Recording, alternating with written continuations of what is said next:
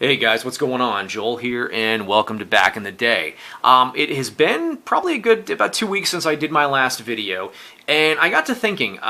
Some of the last couple of videos that I've done have been more, I guess, in the way of, I don't want to use the term mediocre, but I mean, when I decided to rebrand my channel and start doing unboxings, I was going to go through pretty much my entire collection and, unbox everything and show people what was inside, because I myself, I like unboxing videos, and so I figured, you know what, that's what I'm going to do.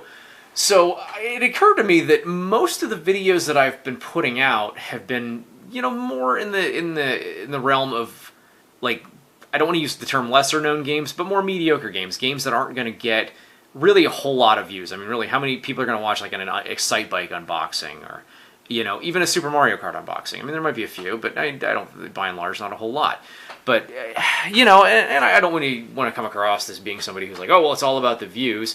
But I mean, admittedly, yeah. I mean, who wouldn't want more views? Who wouldn't want more subscribers? I think anybody that says otherwise is lying to themselves, and they're probably lying to their audience. Yeah, I'd like to get some more subscribers. I'd like to get more views on my videos. But I guess that means I'm going to have to do some, I guess, more grandiose unboxings. And I figured, you know what?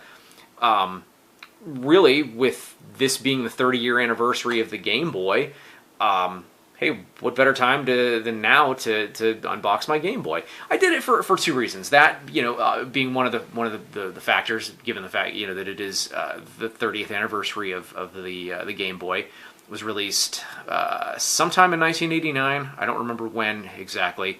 I have not looked that up. I do remember a couple of friends of mine when I was a kid getting them that Christmas. That was actually the Christmas I got my Nintendo. These two friends of mine, actually, they already had Nintendos, but they got Game Boys that year.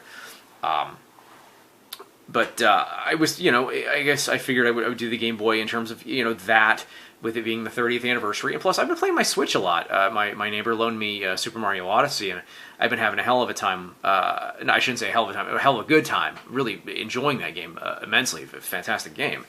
And it reminded me, like, damn, the Switch is a really, really cool system.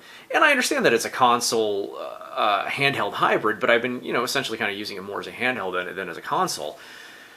So, that being said, I figured, you know what, hey, why not go back to the start? And I'm obviously going to exclude the Nintendo Game & Watch, as those don't really count.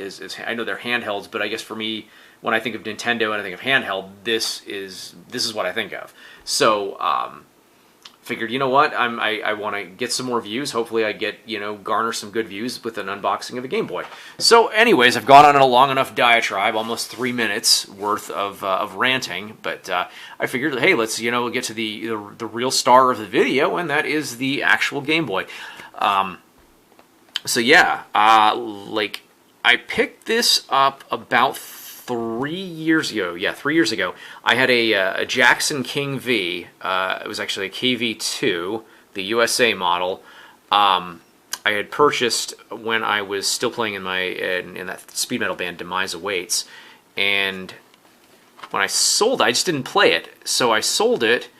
It was actually kind of cool. I bought it for $1,800, sold it for $1,900, so I made a pretty good, $100 profit. Well, no, I mean, after eBay took their, cut, and cost me $100 to ship it, but either way, I mean, I only lost, I think, like $130 some dollars. I don't remember exactly, but it wasn't. I didn't take too big of a bath. But anyways, I used some of the funds out of that, and I figured, you know what, I'm gonna go get myself a Game Boy again.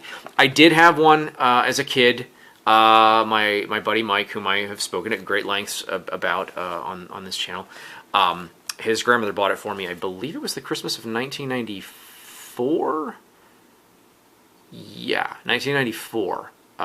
So I did have it. Didn't play it really a whole lot. I did play my buddy Mike's a couple of years prior to that, but she was looking for a gift to buy me. So anyways, I'm going to quit rambling about that, and we're just going to kind of focus here on the box itself. Box itself is in really nice shape. That was one of the main things that I was looking for when I was looking to purchase it. So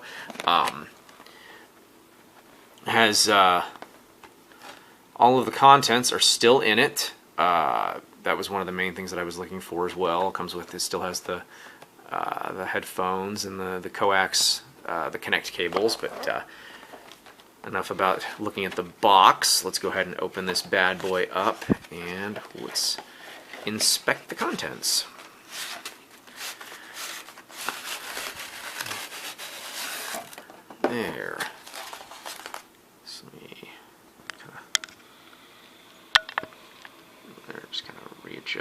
camera, and there. Now, as you can see, this massive, like, this was broken when I purchased it, this piece of styrofoam. I tried super glue, and for some odd reason, the super glue kind of melted the styrofoam. It stuck together, but it's very flimsy.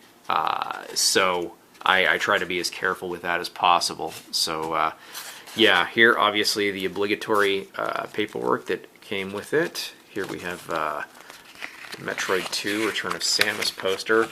And then, honestly, looking through a lot of this paperwork, it does make me think that this is obviously like one of the later versions that was released, because of, I think Return of Samus was released in 93 or 94? If somebody knows, maybe comment and let me know in the comment section. But, the epilepsy warning Nintendo had to put with everything. Read before using your NES, Super NES, or Game Boy system. Yeah, I'll get right on that. I don't know of anybody that ever read any of this stuff. Important notice, when inserting a game pack into the cartridge slot, please make sure that it is labeled. You know, in some regard, Nintendo kind of treated you like you were an idiot. Like they put like the most obvious things. But then again, I'm pretty sure there were people that just literally had no common sense on how to use any of this stuff. So I guess I can understand.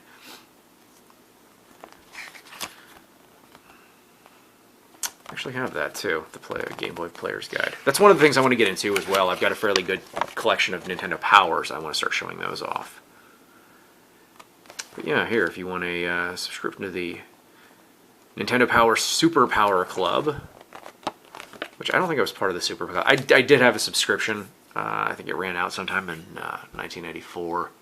I got it for a couple of years, 2 or 3 years. Started getting it in 91, lapsed in 92, and somewhere in 93, started getting them again. But anyways, as you can see, what I do like about this is everything is still in the little plastic baggie here, the Connect cable. And these have never, none of this stuff has ever been used, except for the Game Boy. Game Boy's been used. I'm talking like just the accessories here. But yeah, the Connect cable, so you could connect up to 4 Game Boys at once.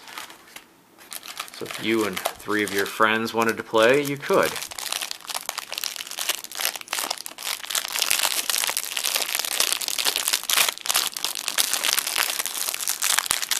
This is actually, this has never been opened. That is still sealed.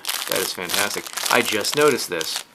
I've pulled these things out before, never really taken too close of a look, but as you can see, those are still sealed. Which I'm kind of a stickler for things that are sealed. In terms of, you know, this older stuff. So, here we have some more paperwork, some more information. Oh, it was a compact video game system. These are just kind of the